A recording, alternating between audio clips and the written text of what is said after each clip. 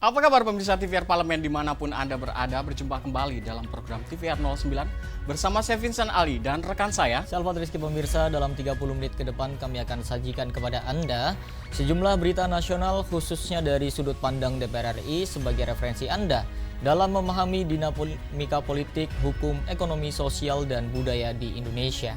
Dan pemirsa TVR Parlemen, inilah TVR 09 selengkapnya.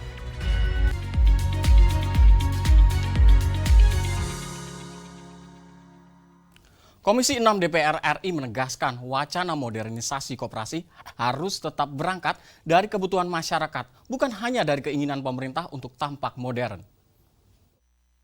Komisi 6 DPR RI mendorong revisi Undang-Undang Nomor 25 Tahun 1992 tentang perkoperasian karena dinilai sudah tidak relevan dengan perkembangan zaman dan era digital.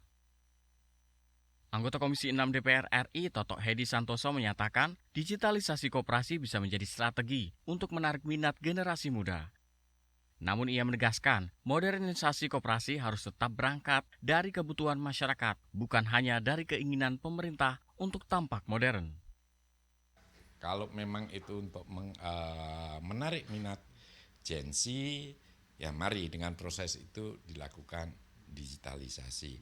Artinya kebutuhan digitalisasi itu harus lebih berangkat dari problem masyarakatnya dibandingkan itu problem pemerintah yang ingin modern tetapi terasing dari rakyatnya.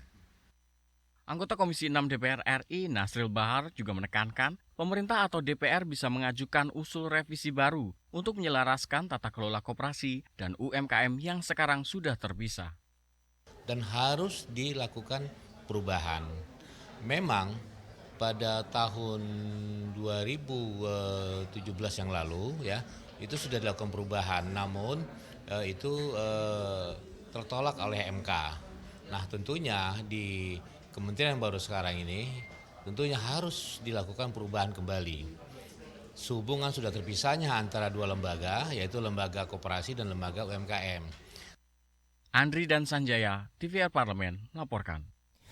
Pemirsa, Wakil Ketua DPR RI Sufmi Dasko Ahmad menyampaikan perlunya kajian baru dalam merumuskan indeks upah buruh yang tidak merugikan salah satu pihak, namun perlu keseimbangan antara kepentingan pengusaha dan juga buruh. Peraturan Pemerintah Nomor 51 Tahun 2023 tentang pengupahan dinyatakan sudah tidak berlaku setelah adanya putusan Mahkamah Konstitusi. Wakil Ketua DPR RI Sufmi Dasko Ahmad menyampaikan DPR RI, pemerintah, dan perwakilan buruh sepakat mengkaji ulang kebijakan pengupahan secara seksama untuk menghasilkan keputusan yang adil bagi pengusaha maupun buruh. Dasko menegaskan perlu kajian baru untuk merumuskan indeks upah buruh yang tidak merugikan salah satu pihak. Sesuai dengan keputusan MK bahwa kami dari DPR menyatakan bahwa memang PP 51 itu sudah tidak berlaku. Dan lalu kemudian menyikapi keputusan MK mengenai upah dan lain-lain tadi sudah disepakati bahwa buruh, pemerintah, dan DPR akan mengkaji dan membahas dengan seksama bagaimana indeks upah buruh supaya tidak ada yang dirugikan. Presiden Konfederasi Serikat Pekerja Indonesia, Said Iqbal, mendukung rencana pembahasan tersebut. Ia menekankan pentingnya melakukan kajian secara hati-hati, detail, dan seimbang. Iqbal juga setuju bahwa penetapan kebijakan upah minimum tidak perlu terburu-buru. November, sepanjang disepakati oleh para pihak. Kami Serikat Buruh setuju dengan saran Pak Sufmi Dasko untuk membahas lebih hati-hati, lebih detail, lebih penuh keseimbangan antara kepentingan pengusaha dan buruh sesuai arahan beliau tadi. Kami setuju. Zikri dan Denus, TVR Parlemen, melaporkan. Meski tuntutan dari para hakim terkait kenaikan gaji beserta tunjangan telah disetujui oleh pemerintah dan DPR, namun praktek korupsi dan suap yang dilakukan dengan jual beli putusan masih terjadi. Dan pemirsa, kami hadirkan informasinya usai jeda, tetaplah di TVR 09.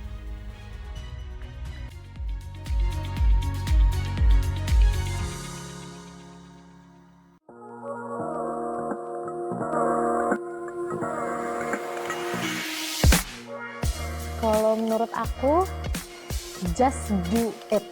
Lakukan aja, jangan takut. Emang dipikir aku nggak takut? Takut, tapi mau gimana? Kita tuh perlu jadi agent of change. Aku yakin nggak semua orang dapat kesempatan seperti aku. Oleh karena itu aku sangat menyadari privilege aku dan aku plan untuk menggunakan privilege itu sebaik-baiknya. Tapi kalau misalnya teman-teman di luar sana ada juga yang pengen terjun ke politik, mungkin periode depan, lakukan aja. Seperti yang aku bilang tadi, masa depan tuh punya kita loh teman-teman. Oleh karena itu, mari kita jadi agent of change, agen perubahan untuk masa depan kita sendiri. Just do it.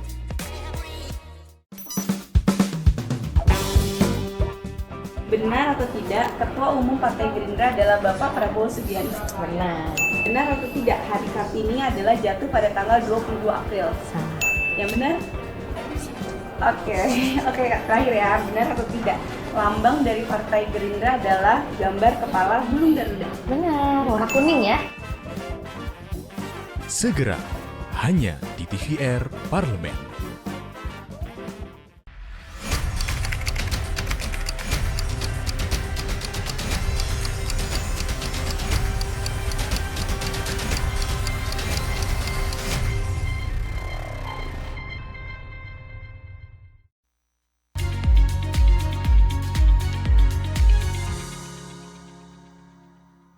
Kembali pemirsa di TVR 09.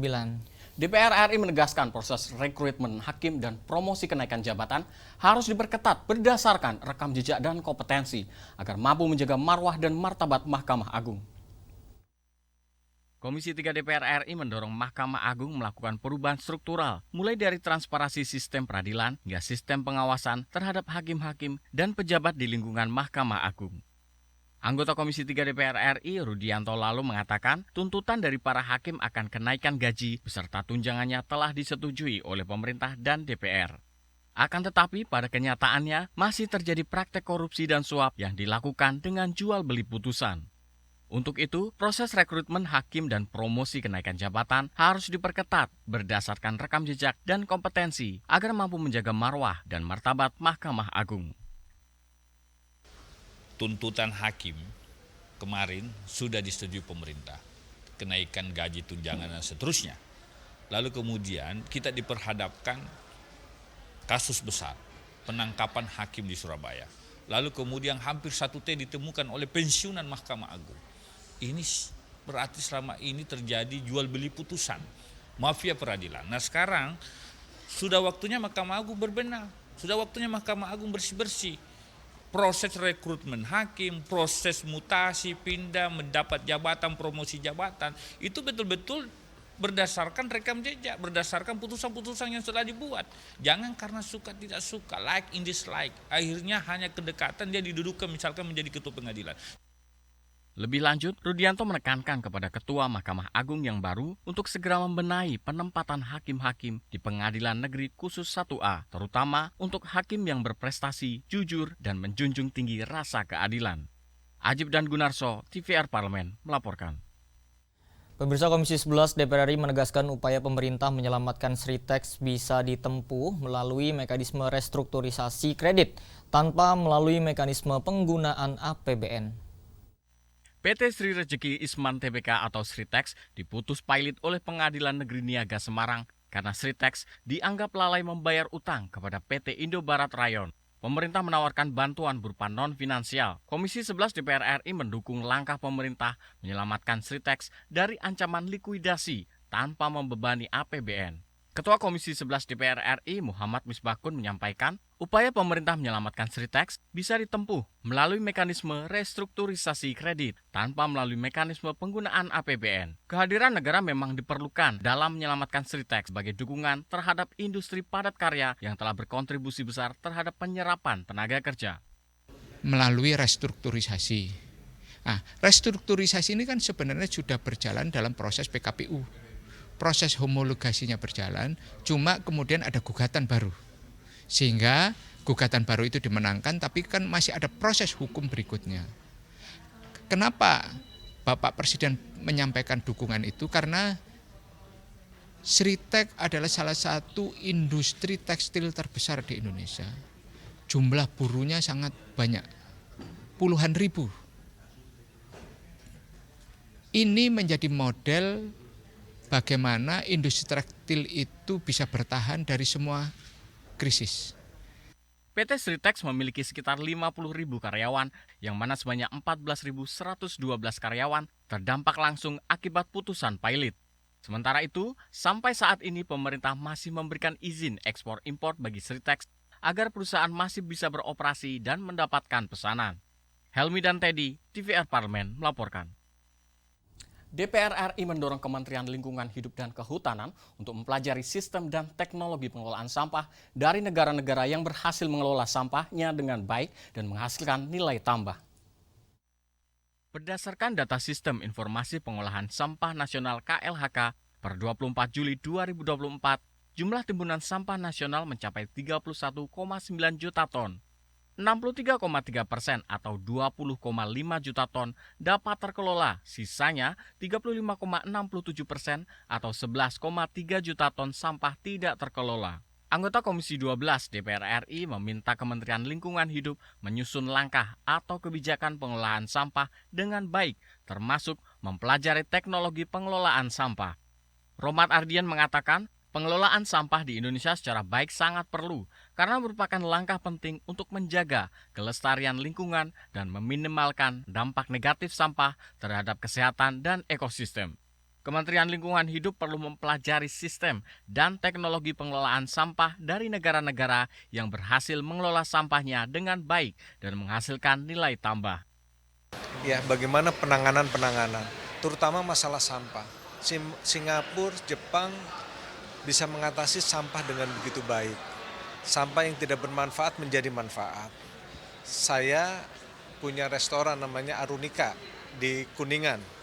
Ya, restoran ini kemarin dapat penghargaan dari CNN dalam pengelolaan sampah dengan baik, yaitu menjadi sampah ini berubah menjadi maggot. Maggot ini berubah lagi untuk kebermanfaatannya.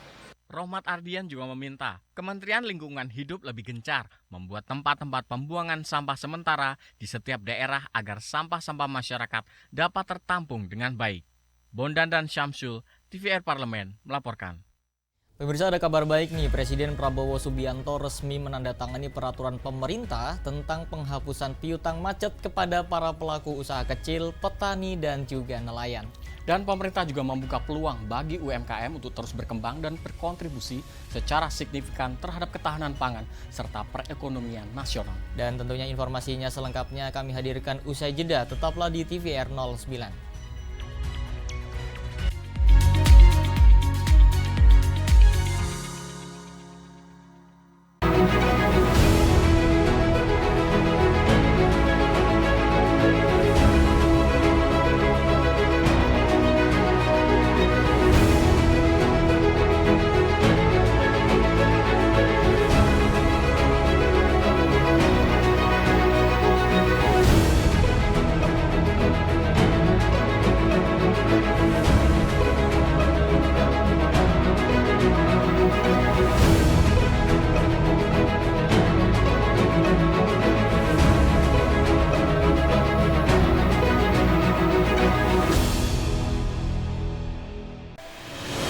Semangat setiap langkah kecil yang kita ambil untuk kebaikan, setiap tindakan yang mencerminkan kepedulian adalah bagian dari perjuangan yang berkelanjutan. Di era ini, pahlawan tidak hanya mereka yang berjuang di medan perang, mereka yang berkontribusi demi kebaikan bangsa.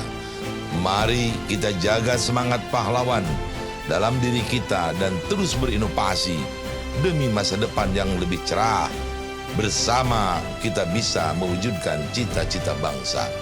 Teladani pahlawanmu, cintai negerimu.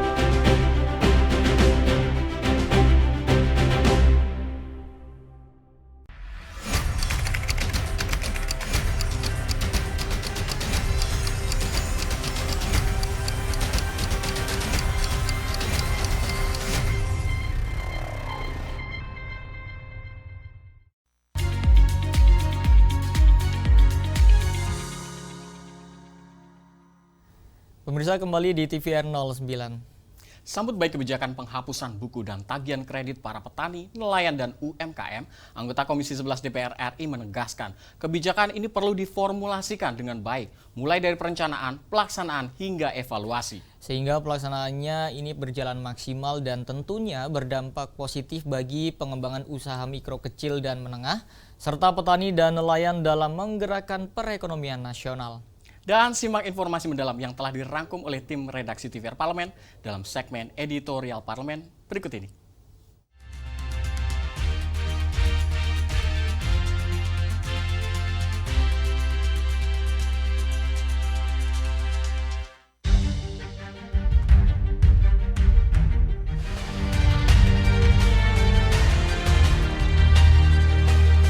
Bertempat di Istana Negara, secara resmi Presiden Prabowo Subianto menandatangani Peraturan Pemerintah Nomor 47 Tahun 2024 tentang penghapusan piutang macet kepada usaha mikro kecil dan menengah di 3 bidang, yaitu pertanian, perkebunan dan peternakan, perikanan dan kelautan, serta UMKM lainnya seperti mode busana, kuliner, dan industri kreatif.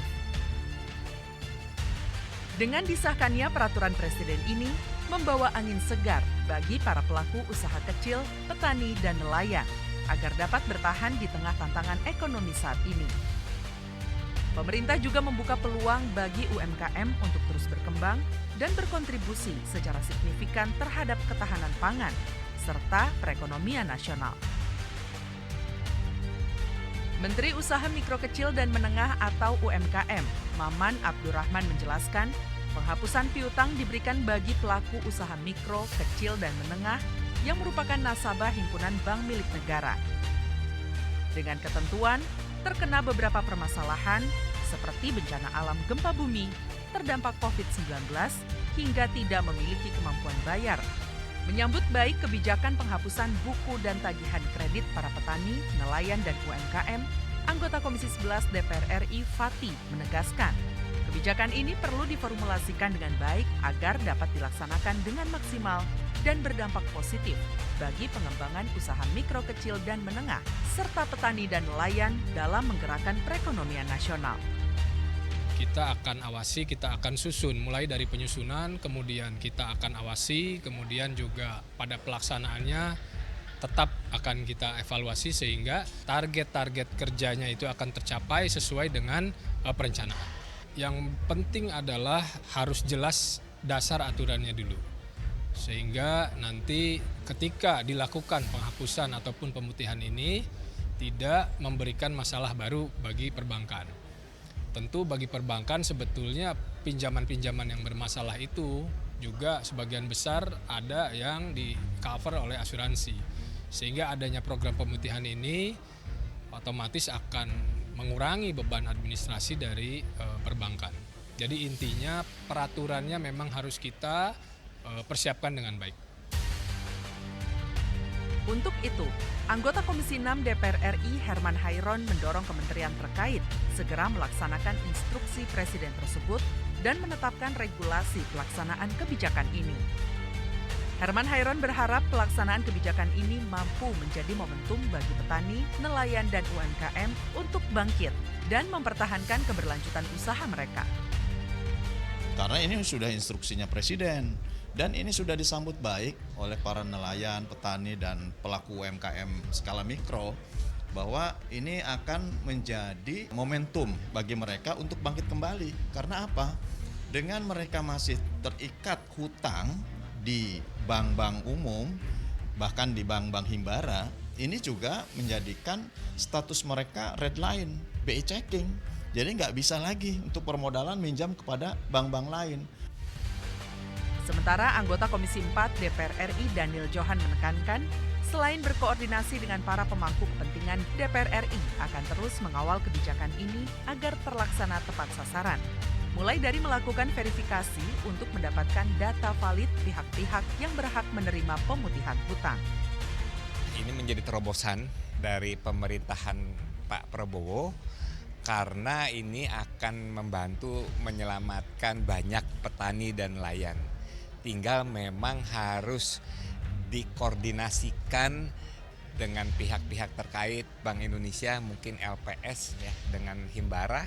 Yang paling utama adalah jangan sampai kebijakan ini ada penyalahgunaan. Kita berharap akses para petani dan nelayan terhadap kredit lunak itu bisa semakin berjalan dengan baik dan bisa menggerakkan perekonomian nasional. Redaksi TVR Parlemen melaporkan.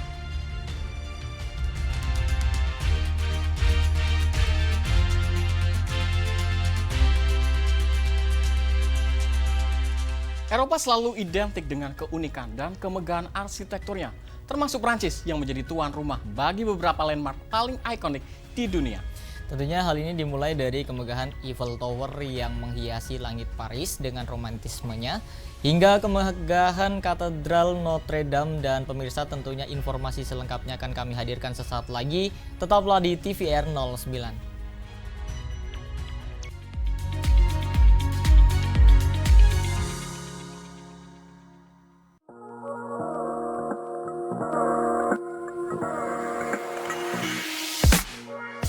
Kalau menurut aku, just do it. Lakukan aja, jangan takut. Emang dipikir aku nggak takut? Takut, tapi mau gimana? Kita tuh perlu jadi agent of change. Aku yakin nggak semua orang dapat kesempatan seperti aku. Oleh karena itu, aku sangat menyadari privilege aku dan aku plan untuk menggunakan privilege itu sebaik-baiknya. Tapi kalau misalnya teman-teman di luar sana ada juga yang pengen terjun ke politik, mungkin periode depan, lakukan aja. Seperti yang aku bilang tadi, masa depan tuh punya kita loh teman-teman. Oleh karena itu, mari kita jadi agent of change, agen perubahan untuk masa depan kita sendiri. Just do it.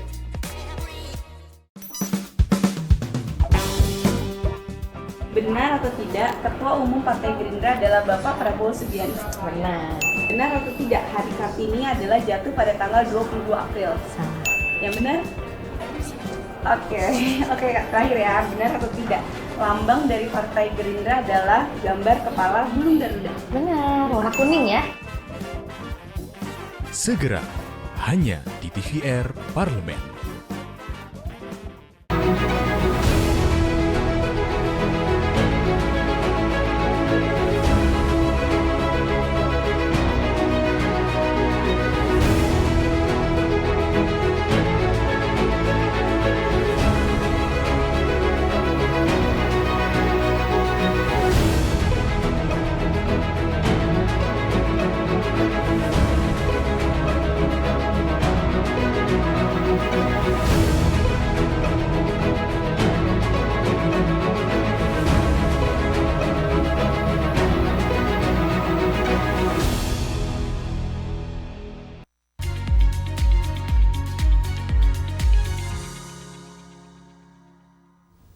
Ya, terima kasih pemirsa, Anda masih bersama kami di TVR 09. Menjadi salah satu bangunan paling ikonik dan landmark paling mengagumkan di pusat kota Strasbourg di Prancis, Katedral Notre Dame memiliki arsitektur gotik Prancis dengan perpaduan sejarah dan kehidupan modern. Dan katedral ini dibangun pada abad ke-12 dan ke-14. Katedral ini juga menjadi saksi berbagai peristiwa bersejarah dan sudah ditetapkan sebagai situs warisan dunia atau UNESCO. Dan tanpa berlama-lama lagi pemirsa, mari kita saksikan tayangan terkait mengagumi kemegahan Katedral Notre Dame di Strasbourg pada segmen Intips, Informasi dan Tips berikut ini.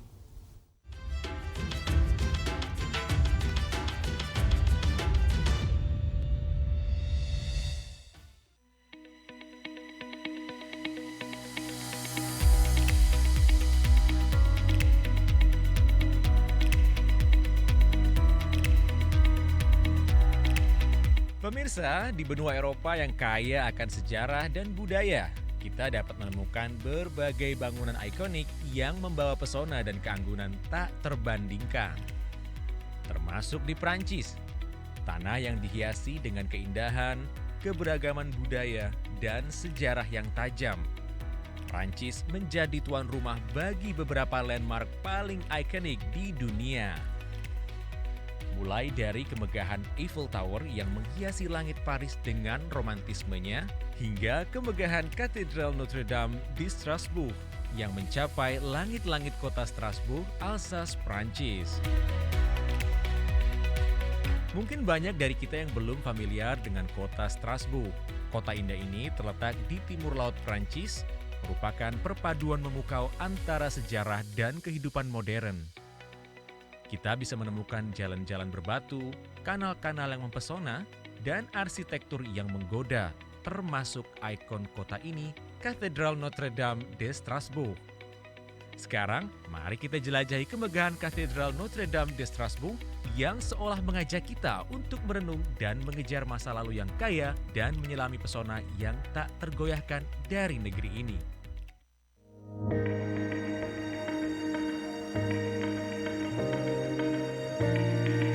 Katedral Notre Dame de Strasbourg atau Katedral Bunda Maria dari Strasbourg adalah salah satu katedral paling ikonik di Eropa. Menjadi salah satu landmark paling mengagumkan di pusat kota Strasbourg, Prancis. Katedral ini memiliki sejarah yang kaya. Sejarah Katedral Notre Dame de Strasbourg dimulai pada abad keempat ketika bangunan gereja pertama didirikan di situs ini. Namun, bangunan ini telah mengalami beberapa kali perubahan besar selama berabad-abad. Katedral yang kita kenal sekarang dimulai pada abad ke-12 ketika pembangunan katedral gotik dimulai.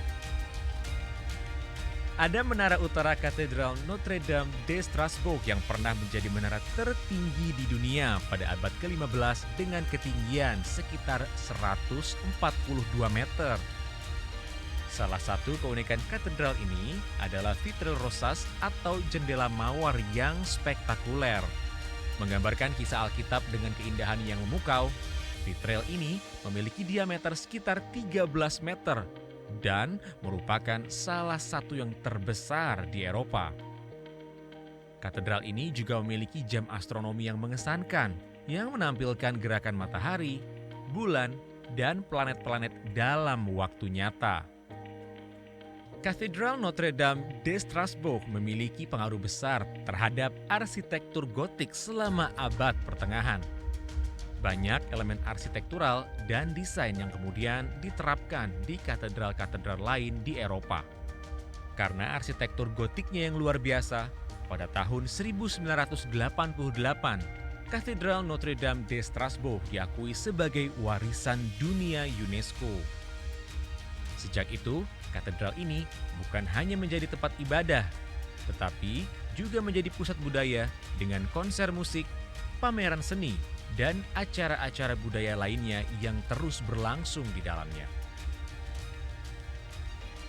Berkunjung ke kota Strasbourg tentu akan menjadi perjalanan yang tak terlupakan, karena Strasbourg adalah satu permata tersembunyi Eropa yang menawarkan pengalaman tak terlupakan bagi setiap wisatawan yang mencari keindahan, warisan, dan pesona yang tak tertandingi.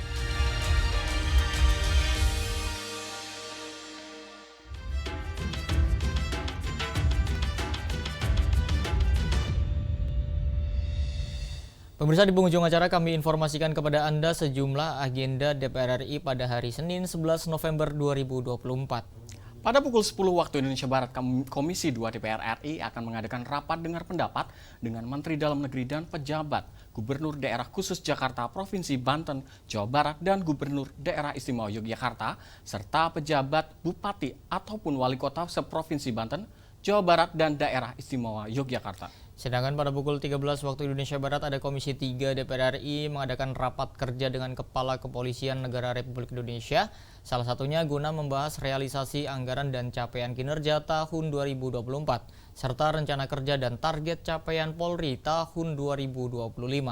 Dan pemirsa, tentu saja sejumlah agenda serta program DPR RI lainnya masih dapat Anda saksikan secara langsung di TVR Parlemen melalui kanal kami, yaitu kanal utama, kanal komisi, kanal alat kelengkapan dewan lainnya, dan dapat Anda akses di tvrparlemen.dpr.go.id. Dan pemirsa TVR Parlemen, demikian TVR 09 edisi pagi ini. Kami segenap kru TVR Parlemen yang bertugas mengucapkan terima kasih telah menyaksikan TVR 09 pagi ini. Saya Alfat Rizky dan juga rekan saya Vincent Aldi. Sampai jumpa di TVR 09 selanjutnya. TVR Parlemen, referensi Indonesia.